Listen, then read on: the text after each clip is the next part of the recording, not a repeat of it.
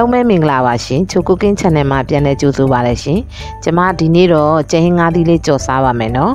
ကျင်းငါးသီးကိုအရန်မခအောင်လို့ကျမကြော်စားပါမယ်အားလုံးပဲ like ပါကြည့်ရှုပေးကြပါအောင်နော်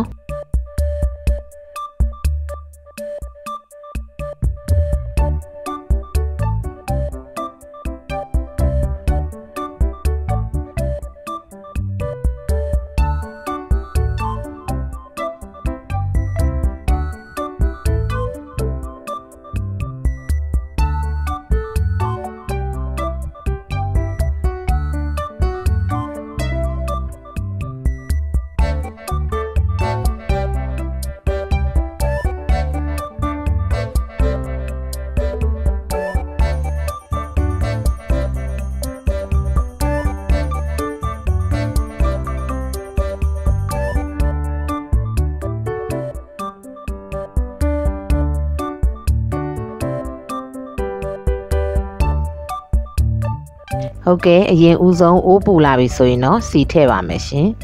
စီပူလာပြီဆိုရင်တော့ကျမစီတတ်ထားတာထည့်ပါတယ်ရှင်ကျမစီကို2ရက်3ရက်စာတတ်ထားပါတယ်နော်အဲ့ဒါလေးကိုထည့်လိုက်ပါတယ်ရှင်ကြက်သွန်ဖြူအနီနဲ့စီတတ်ထားတာပေါ့နော်အဲ့ဒါလေးကိုထည့်လိုက်ပါတယ်ပြီးတော့ရင်တော့ကျမပဇွန်ကြောက်အကောင်လေးတွေထည့်ပါတယ်ရှင်ကျင်းငါးသီးရဲ့သဘောကတော့ခါမှာပဲပေါ့နော်အဲ့ဒီအခါလေးကိုကျမတို့ကတက်တာအောင်လို့ဆိုပြီးတော့ကျင်းငါးသီးကိုကျမပပလှီးလိုက်ပါတယ်ပြီးတဲ့အခါမှာကျမစားတွေနဲ့နေချလိုက်ပါတယ်ရှင်နေပြီးတော့15မိနစ်20လောက်ထားပြီးတဲ့အခါမှာအဲ့ဒီအရည်တွေကိုညှစ်ချပြီးတော့မှကျင်းငါးသီးကိုကျမရေဆေးလိုက်ပါတယ်ရှင်ဟုတ်ကဲ့အခုဆိုရင်တော့ကျမရေဆေးထားတယ်ကျင်းငါးသီးတွေထည့်ပါတယ်ရှင်စားလေးနဲ့နေပြီးဆေးလိုက်တဲ့အခါကျတော့အခါကထွက်သွားတယ်ပေါ့နော်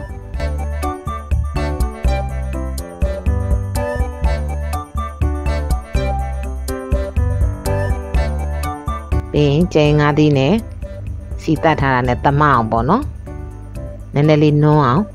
မှွေပေးပါမယ်ရှင်မနွန်းခင်မှာရေမထည့်ပါနဲ့နော်ကျင်းငါးသီးလေးနည်းနည်းလေးနွန်းပြီးတော့မှကျမတို့ရေထည့်ပြီးတော့ကျင်းငါးသီးနူးအောင်တည်ရပါမယ်ရှင်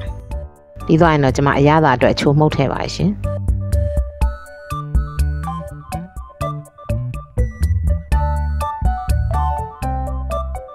ပြီးရင်တော့ငပြရည်ထည့်ပါမယ်ရှင်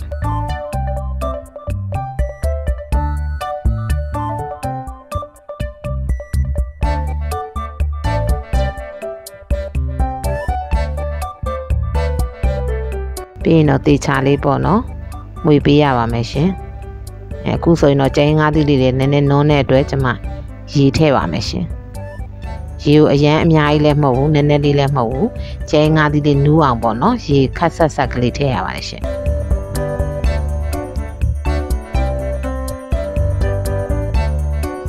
ပြီးရင်တော့ကျမအဖုံးအုပ်ပြီးတည်ပါမယ်ရှင်ကျင်းငါးသီးကဒီစားနဲ့ဆေးလိုက်တဲ့အတွက်အခါရည်တွေထွက်သွားပါတယ်နော်အဲ့ဒါအောင်မှကျမတို့ကအခုတဲနေနေပေါ့နော်ကျမမြည်ကြည့်ပါမယ်ရှင်မြည်ကြည့်လို့နည်းနည်းလေးခါသေးတယ်ဆိုရင်တော့ကျမတို့မကြီးရထည့်ချက်ရပါတယ်ရှင်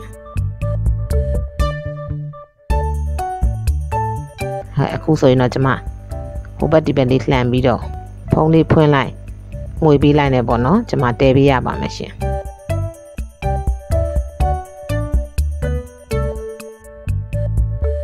အခုဆိုရင်ကျမမြည်ကြည့်ပါမယ်နော်မြည်ကြည့်တဲ့အခါမှာအခါလေးနည်းနည်းလေးများနေတဲ့အတွက်ကျမမကြီးရထည့်ပါရှင်မကြီးရလေးထည့်လိုက်ခြင်းအပြင်အခါကိုတက်တာသွားစေပါလေရှင်ကျင်းငါးသီးကိုအရန်အခါကြီးမကြိုက်တဲ့လူတွေကတော့အခုလိုကျမချက်ပြတယ်လို့ပေါ့နော်ချက်စားလို့ရပါတယ်ရှင်တငယ်ချင်းတို့စားကြည့်ပါနော်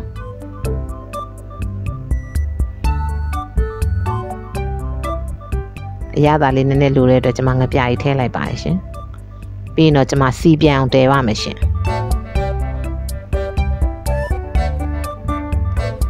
ဖုံးလေးဖွင့်လိုက်ငွေပေးလိုက်နေပေါ့နော်ကျမတည်ပေးရပါမယ်ရှင်